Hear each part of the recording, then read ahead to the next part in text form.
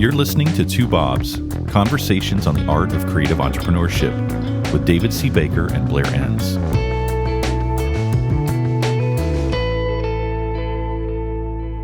Blair, today our topic is turning your delivery team into a sales team. And normally when you throw a topic at me, I just think immediately, oh, darn, that's a great topic. I wish I'd have thought about that. And then I kind of struggle for areas to disagree with so I don't seem like a little lackey just nodding my head. But this one is different. This one's different. You are so screwed with it. No, not really. No, I really did nod my head a lot and thought, oh, yeah, that's right. And then I wrote down these questions. One of them, it almost seems like it sort of contradicts some of the earlier stuff. Maybe you've changed your mind, or maybe I didn't understand it originally. But this is going to be a good discussion. So are you looking forward to it as much as I am? I am always looking forward to any conversation I have with you, Mr. Baker. Okay, so let's first talk about changing the title. It's a little lengthy. Yeah, it is that too. But I just wonder about one word. Turning your delivery team into a sales team. So when I hear that, my first thought is, all right, everybody's going to be in charge of new business. But you're not talking about bringing new clients in unless that just happens organically. You're talking more about growing existing accounts. Is that right? I think this primarily happens in the area of growing existing accounts. That's how I've been thinking about it. But I also acknowledge that there are some delivery teams out there that are also in charge of bringing in new business. So it could apply to either, but you're correct. I have been thinking about it through the lens of growing existing accounts. And the other thing I wanted to clarify for everybody, I don't think I'm confused about this one, but you're not just talking about AMs, you're talking about the full delivery team, and you define that more broadly than just the AM people. Yeah, account managers, project managers, experts that interface with the clients. So developers might be engineers, consultants, advisors, any kind of practitioner or advisor on your team. You notice I've been broadening out the language recently. We'll talk about that, I think, in an upcoming episode, because these lines that used to delineate these firms nice and cleanly are really blurry. We have talked about that before. We'll talk about it again. So whoever your delivery people are, that's who I'm talking about. You look at them and you think, well, they're already interfacing with the client. I've got X number of them. It might be 5, it might be 500, whatever it is. I could just flick the switch and activate these sales robots that are out in the field and look at all of the revenue that's going to come pouring in. Now, obviously, I'm somewhat cynically overstating this, but that's the idea.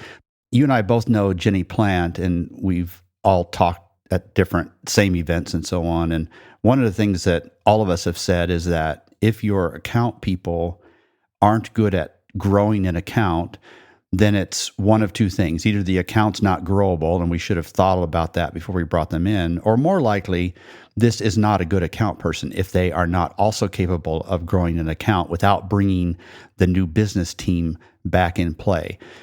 Are you at the point where you would broaden that statement and say that's true for the delivery team or not?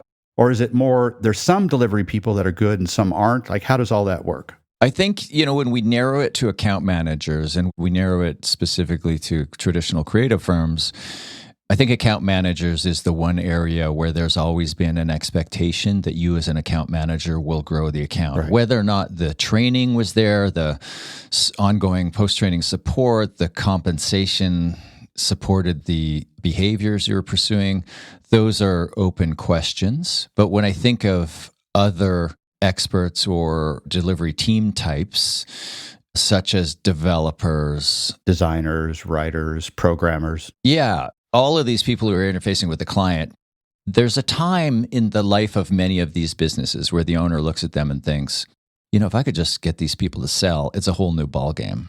Yeah. But then we have kind of the issue of changing the goalposts after somebody's been hired versus hiring them out of the gate with a certain expectation, right? That's the fundamental issue here.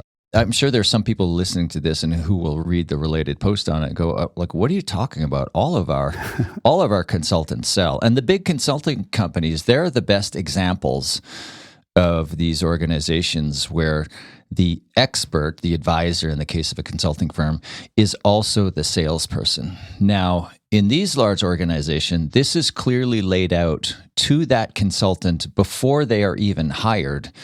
that expectation is spelled out in the job description, it's spelled out in the interview, and at least part of their compensation is tied to that function of selling. So there are these organizations, and in those organizations, there is this understanding that it is everybody's job to sell.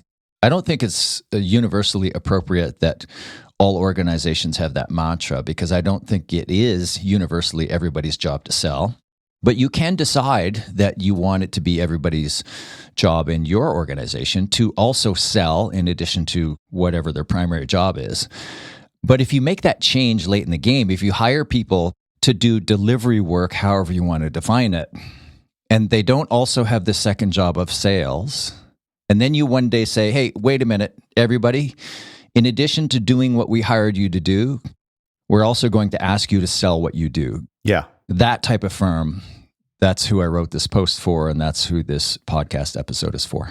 So there's really two things. There's the expectations set at the beginning, and then there's the training to support those expectations. So say the firm that you just described is listening, they hired a bunch of people. That was not the expectation for the delivery team. Now they've had a change of heart. They want to provide the training. That, I presume, is a pretty slow process, right? To get people not only trained, but engaged in doing this. Yeah, and many of these people, they didn't sign up for this initially, so they might not like selling. They might actually harbor a deep dislike for it. They might not have faith in their ability to do it well, and they might wonder where they're going to get the time to A, learn the new skill, and B, implement the skill. If any of this is going on, then you're going to find that your people are going to spend almost all of their time and energy on their first job, the one for which you originally hired them, and very little on the second job. Now, there are ways to combat this. You just need to understand that when you try to flick this switch and turn a delivery team into a sales team, you're endeavoring to change the culture of the organization. And it doesn't happen quickly. Right. I mean, if it happens well, it can't happen quickly. It must happen slowly. I mean, when you just think about the change management side, the other bullet point I would add to that list would be the firms where the culture is not all that great. Well, here's an example. I was an upper level manager at a company one time, and there was the expectation that we would sort of snare or sell to our friends, or at least provide referrals. And I never did it once. It's like, there's no way in hell I'm sending one of my friends to this place. I've seen the level of care behind the scenes here. We're not doing anything unethical, but it's not the kind of forward thinking I want to recommend to people. So anyway, you can just really see the connection between an engaged culture and a team that is excited about pursuing this path. Yeah. So you think of those consulting firms, all of those consultants, when they started, they were told, listen, it's your job to sell, but don't worry, we're going to train you for it. And then did they train them or not? Yeah. In the large consulting firms, I can't speak to the training that they deliver in terms of how they do what they do. But I know in the most successful larger consulting firms, there's an element of sales training. All of these organizations have a codified understanding of how they sell what they do. And there is training, often quite rigorous and very good training available to these people. So you have this culture top to bottom of an organization that sells and delivers. And if you're in the delivery business, you're also in the sales business. Now, many of the listeners to this podcast don't have that culture. They have a more kind of a tolerant culture. We'll come back to this idea of a tolerant versus intolerant culture, which we've talked about before. And this culture where the experts also sell, it's actually more of an intolerant culture. And I mean intolerant in a good way.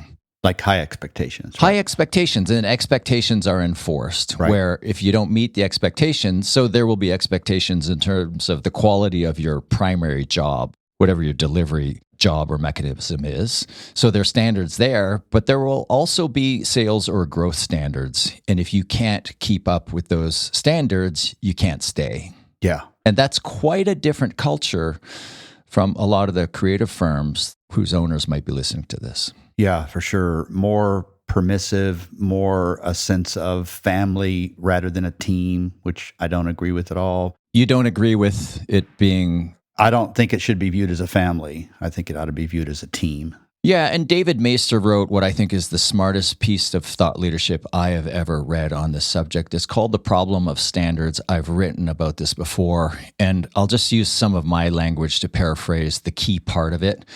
If you find that piece online and you scroll down, you find the section that says, what team do you want to belong to?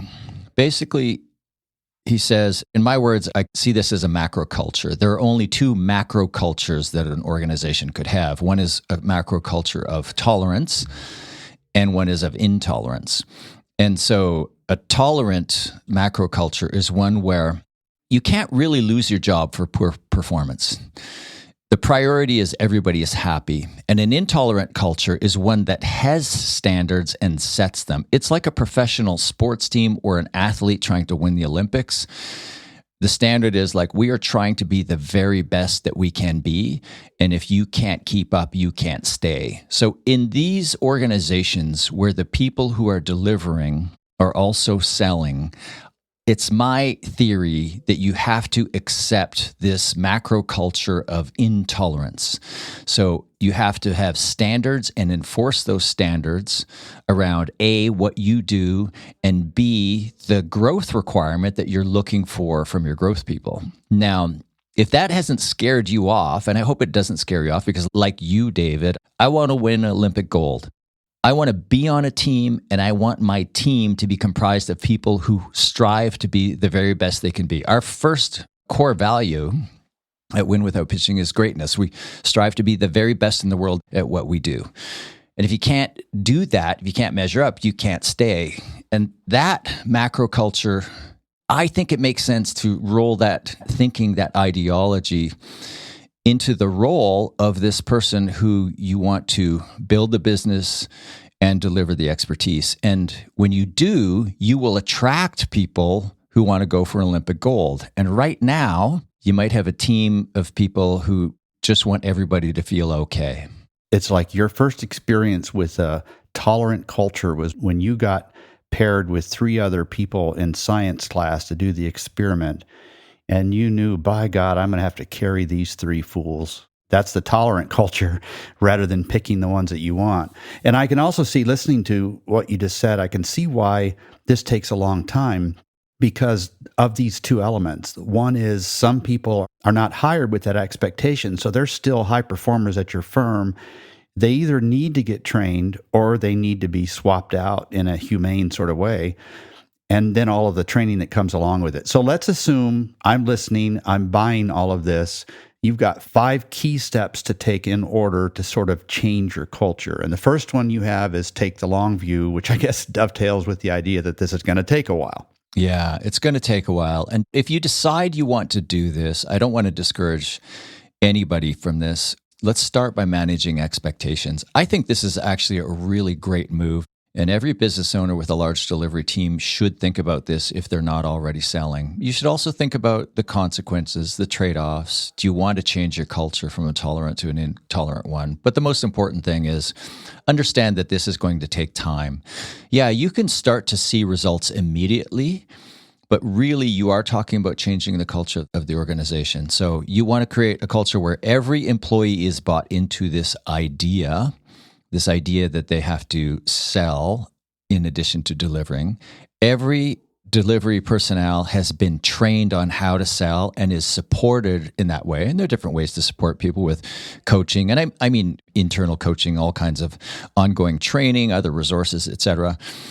And the culture of the firm has changed to one where sales is everybody's job. And like I said before, I don't believe that that's a universal truth, that it's everybody's job to sell. But it's your business. And if you decide that in the culture of your firm, it is everybody, and here I'm talking about delivery people, they also have the responsibility for selling. That's your decision, and you can shift the culture in that direction. All of this stuff takes a while.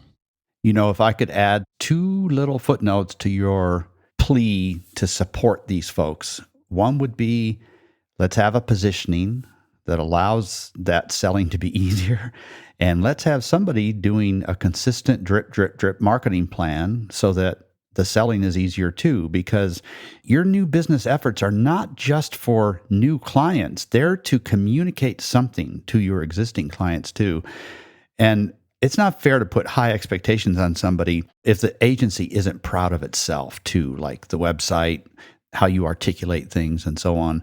So you've said reinvent the firm, one new client at a time, and the corollary for that here would be reinvent the firm, one new team member at a time as well. So you're taking the long view, and then we're going to get into the 4 remaining steps where we'll talk about how to actually work with existing team members, because I'm not saying give up on them. I think there are things you can and should do with them. Just understand that people are going to select out if you're serious about this, and probably not quickly, probably take them a while. And as you swap them out, you get the opportunity to replace them with somebody who understands from the very beginning that they have this second job, maybe even first job, of selling. I was hoping you would use this opportunity to throw a compliment my way, because I have taken so much crap for saying that longevity in employee relationships is not necessarily the best path. This would have been your perfect opportunity to say, you know what, David, I think you're right about that. It makes change happen faster. That reminds me of something genius that you've said many times, David. Oh, no. I don't remember what it is, but what you just said. Your tone of voice tells me I don't want you to finish this sentence. No, I'm with you. I mean, I got that from you. It's this idea that churn is healthy. We've talked about this before, and you really opened my eyes to this. Churn in your client base is healthy. Churn in your employee base is healthy. You know, there's a pace at which it's too fast and it's unhealthy, and there's a pace at which it's too slow and it's unhealthy. But you view the churn as an opportunity to improve, and you're changing the culture of the firm. You change it one team member at a time. Are you saying I need a new illustration rather than throwing the weak kids off the merry-go-round as it spins faster? All right, so the key steps, 5 key steps. The first was take the long view. The second is help those who are good at it get better. When I read that, the first thought I had was Jack Skeels when he talks about project management.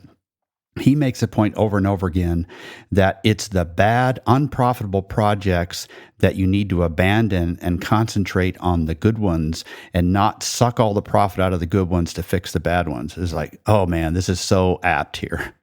One of the things that occurs to me is about 15 years ago, I think, somewhere in there, I did a study on how many people on delivery teams are naturally good at managing client relationships. And I'm assuming here that there's enough overlap between those two things that there might be something to read into it. It turned out the answer was 40%. So the other 60% needed help. They needed training. They had some tendencies that did not create great client management scenarios without some training, without some coaching. So anyway, it'd be interesting to see if that's true across this concept too. Yeah. So this step of helping those who are good at it to get better, my recommendation is if you're serious about this, you're going to train your whole delivery team, obviously. So you train everybody, but you understand that performance will vary based on aptitude and attitude. And so we deal with this a lot, not just in situations where an organization is trying to turn a delivery team into a sales team, but just broadly speaking in sales training.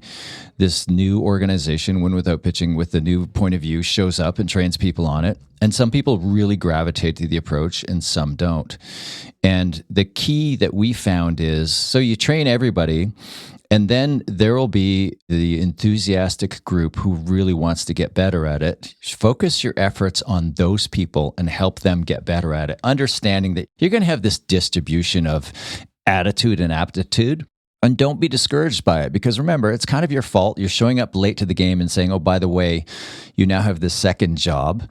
Just accept that some will step up and some won't for whatever reason, and those reasons are often very valid, so there's no judgment here. But the ones who do, the ones who are interested, these are the ones that you want to support moving forward. Right. So just catching people up with where we are. First, take the long view. Second, help those who are good at it get better. And third, which you're touching on, is train everyone, but support those who need it. So there's this base level that everybody gets, and the people that either have the aptitude or that attitude, or both, obviously, to really shine in this area, you support them even more, and you don't necessarily make the standards apply to everybody so that you don't let some people fly to the top of this and be better at selling. on the surface, you're trying to change everyone, but you're making the opportunity for change available to everyone. And you're seeing who really gravitates to this, and you're investing in those people. So the corollary would be there's initial training, and then there's very often ongoing training support in the form of coaching, et cetera, et cetera. And I've seen managers get frustrated with not everybody taking advantage of ongoing support afterwards. And my advice, hard-earned advice after quite a while is, you know what? Support the people who need it and want it. They'll put their hands up. They'll say, yeah, can we get some coaching? Yeah, I'll attend coaching, et cetera. And don't spend too much time trying to force people to go take advantage of supporting resources that are available to them. View it almost as a test. Are you going to step up and take advantage of these resources and kind of opt into the new approach? Or are you going to pass? And observe, see who makes the decision, and those people who want support, give it to them. Do you ever worry about the people who don't pursue this additional training and support? They don't embrace this the same way. Do you ever worry that they are going to feel like second-class citizens? Or if that does happen, I don't know if it does. If it does happen, is that okay? Is that part of the intolerant culture? Well, this is really point 4. It's a great question. Oh, I should have been reading ahead. Thank you. No, that's fine. It's a nice segue. It's a perfect segue. So where I say you're going to be preoccupied with the laggards, but don't. You want to celebrate the achievers instead. So to your specific question, do you worry they're going to be seen as second-class citizens? I'm kind of okay with that. Yeah. Again, this is just my point of view, my belief on it. You don't berate or badger somebody who, a little bit of nudging is fine. But you don't punish somebody who doesn't take advantage of these resources because, again, this is on you. You've showed up late and said, oh, by the way, you now have this second job. But what you do instead is you celebrate those who do gravitate to this. You celebrate their efforts. You celebrate their wins, so it can be praise. You can reward them financially, promotion, but really just talking about, look what so-and-so did. And you celebrate them with more training and support. The key to this step, though, is it's not going to be intuitive to you because your focus is going to be somewhere else. You are going to be obsessed with the people who aren't getting it, who aren't taking advantage of the supporting resources, who aren't putting the new training into practice, who are not embracing their new second job of selling. Yeah. I promise you, you are going to be obsessed with these people. But in Strategic Coach, they have this idea of the gap and the gain. So you're standing at a starting line and you set a goal, and let's just say it's a physical distance. It's 100 meters out. So it's an ambitious goal for you. And you only make it halfway. You get to 50 meters and you're standing there and you're stuck and you're looking at the gap between the goal and where you are. And what Dan Sullivan and his people at Strategic Coach say is, no, turn around. Turn around and look back. Look at the gain that you've made. And it's human nature, and I think it's even more so among entrepreneurs, to focus on the gap in front of you, what you did not achieve versus the gain that you've made. And what I would say to you is when you're working with your initial team and you're trying to transition your initial team, think of this gap and gain idea and be appreciative and celebrate and reward the people who have made the change. So celebrate those people, raise them up to be heroes is a bit of a too big of a word, but raise them up to be the model of what you're looking for.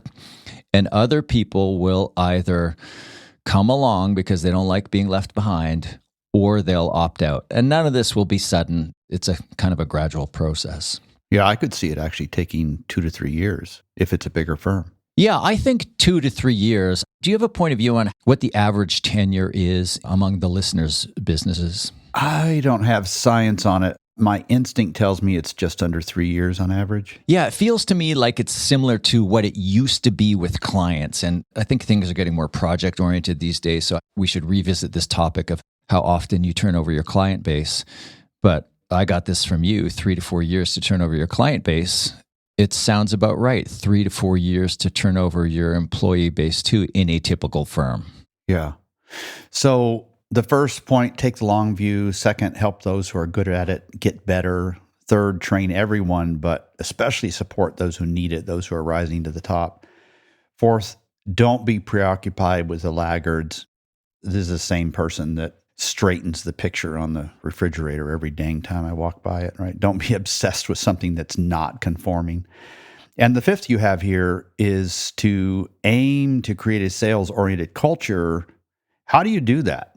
Well, you do that one new hire at a time. Oh, so just like the clients. We've kind of touched on this too, but the goal is, so in your new hiring criteria, you have this expectation of the fact that you also have to sell built into the job description. It's also built into the compensation plan. Now, I don't have a point of view on how much of an expert's compensation should be tied to the sales function. I think it's going to vary from firm to firm.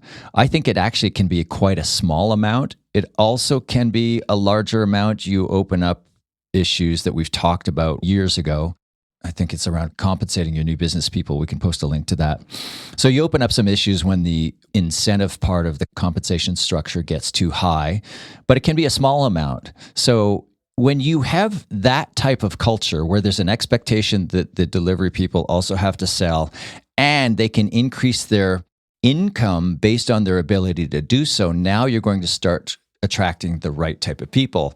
But you also, in addition to that, have to think about changing some things in the firm today, or if not today, at some point in the not too distant future, like middle management or even senior management. Oh, why? Because they're not on board. They're sort of fighting it, especially if they don't fit the mold, or why? Why middle management?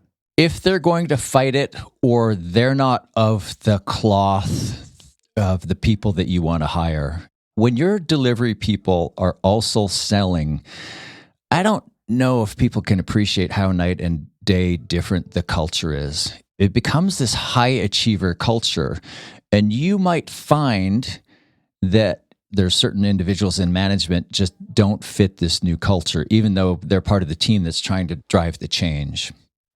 So like if a particular middle manager may be in charge of quality assurance and they're more of a plotting, objective, accurate, A/B sort of person, they're going to value other people like that, and they're going to resist maybe pushing their team to sell more when they don't want to do it themselves necessarily. It comes down to, are these people going to hire the right people? Yeah. So I don't have any kind of standing guidance on, which people would work or which people would not work. You will just see a pattern after a while. Your management team understands what you're trying to accomplish, and they're hiring for the right people, or they're not. They're hiring the same old people. So if sales is what is it you say? Sales is The sale is the sample. Sales is a sample. Well, so the employee interview might be the sample too. I got a big question for you. Yeah. Are there downsides of a culture where everyone likes to sell? Wow. There would be trade-offs. Maybe that's a better word. Maybe trade-offs would make more sense. Yeah. I think one of the things you lose is this tolerant culture that, when Meister writes about tolerant versus intolerant, he says there's no judgment attached to this. It's perfectly reasonable to have a tolerant culture. You just have to make sure that everybody who's on the team is bought into this idea. Mm-hmm. So if it's a culture of tolerance, if we're one big happy family and we want to make sure everybody is happy, then everybody just needs to be aligned to that. And I think when you decide you want your delivery people to sell, and maybe after thinking about it longer, I'll retract this, but I doubt it. I think that once you make that change, you are becoming a more intolerant culture where you're having standards of what you want to achieve, and growth is going to be one of those standards, and you will not allow people to stay who cannot meet the standard. Yeah, the slider between patience and performance might move slightly, very slowly. That's a great way to think about it. Yeah. Yeah. So the theme under all of this as a summary is that there really are two different kinds of firms. You can't flick a switch. It's going to take a while. I guess the question is, why wouldn't somebody consider this? There got to be some reasons why they wouldn't. I've thought about this. I don't know. I think it comes back to this issue of that's not the culture of firm I want to have here. And I fully respect that. I'm not trying to impose my preference on any other business owner. I just think if you want to have the one big happy family tolerant culture, you might be putting at risk if you're entertaining this idea of turning your delivery team into your sales team.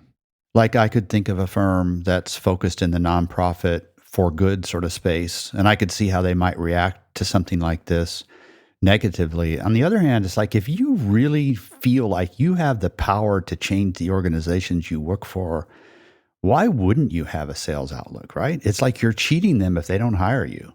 That's just my arrogance speaking, but I'm trying to think of why you wouldn't want to do this. And I think there are legitimate reasons. I think it comes down to the personality of the entrepreneur, really. Yeah, I think the two answers are culture and it takes time and effort. And if those two reasons aren't your reasons and you do have a sizable delivery team interfacing with the clients, I think it's not a bad thing to entertain. Just manage your expectations, understand that this is going to take a while and you need to be serious about it. Yeah. Well, this has been fantastic. Thank you, Blair. Thanks, David. Thank you for listening to Two Bobs with David C. Baker and Blair Enns. Read episode notes and transcripts at twobobs.com. That's the number 2, BOBS.com.